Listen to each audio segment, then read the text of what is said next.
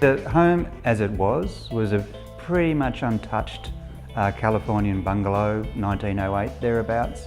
Essentially what we wanted to try and do is give this house another lease on life, another 50 years. When you start a renovation, you can do, as architects do, consider all options.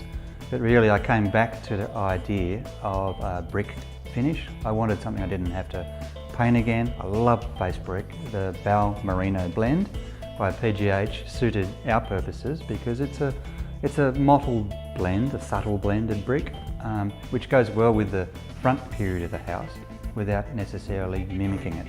Really what I've done by the choice of bricks is bring one blend, a slightly more orange blend, to a sort of darker blend, and in a straight line, not trying to mix and match and make it hit and miss or anything like that. The driving force for us was to come up with a design for the extensions of this house that were different to the front of the house, but could stand on their own. And I look around now and I see the composition as it's finished, and it's really quite striking, and even striking for the area that we're in, this Lower North Shore area.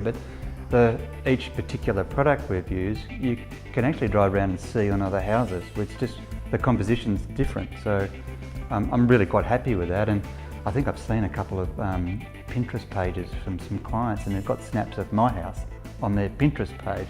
So that's quite a happy, I call that a good result.